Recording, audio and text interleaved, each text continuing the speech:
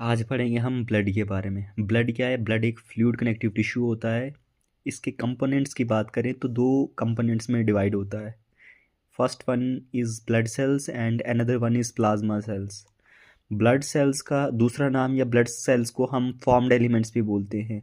और ये कितने परसेंटेज होता है ब्लड में? 45% जो है ये कैरी करता है हमारा blood cells are formed elements. दूसरा जो कंपोनेंट है हमारा वो है प्लाज्मा। प्लाज्मा जो है ये 55% कैरी करता है। और इसी प्लाज्मा को हम क्या बोलते हैं? या तो हम इसको मैट्रिक्स बोलते हैं और फ्लूइडी पार्ट ऑफ ब्लड को हम क्या बोलते हैं? प्लाज्मा बोलते हैं। फॉर्म्ड एलिमेंट को अगर फर्दर डिवाइड करें, ब्लड सेल्स को अगर हम फर्दर डिवाइड करें तो तीन कंपोनेंट्स में डिवाइड होते हैं। आरबीसीज, डब्ल्यूबीसीज एंड प्लेटलेट्स। आरबीसीज को हम एरिथ्रोसाइट्स भी बोलते हैं, डब्ल्यूबीसीज को हम ल्यूकोसाइट्स बोलते हैं एंड प्लेटलेट्स को हम क्या बोलते हैं? थ्रोम्बोसाइट्स। ठीक। दो टर्म्स मोस्टली बच्चों को क्या करती हैं? परेशान करती हैं हमारी। दो टर्म्स, ये एक तो प्लाज्मा और दूसरा सीरम।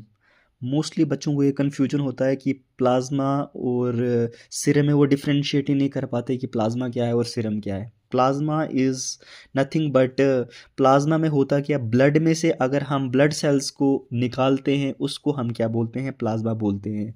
और सीरम में क्या करते हैं हम? जो प्लाज्मा है उसमें से क्लॉटिंग फैक्टर्स के निकालने को हम क्या बोलते हैं? सीरम। दो टर्म्स बस इतना याद रखना आपने।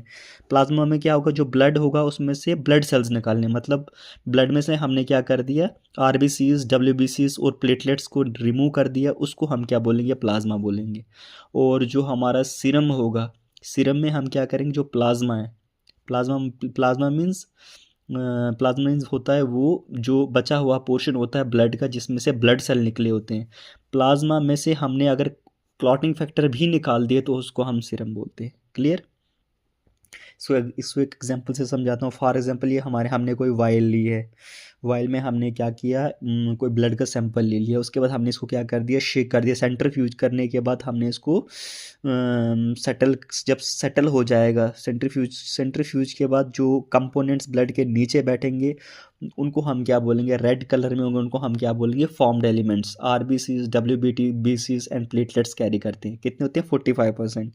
एंड जो हमारा ऊपर वाला पोर्शन बचेगा, क्योंकि आरबीसीज, डब्ल्यूबीसीज, प्लेटलेट्स जो है ये सेटल हो जाते हैं नीचे, बट जो ऊपर वाला पोर्शन बन जाएगा, जो फ्लूइडी पार्ट ऊपर हमें दिखेगा, यहाँ शो होगा, उसको हम क्या बोलेंगे? मैट्रिक्स। और प्लाज्मा और कैरी करता है 55%।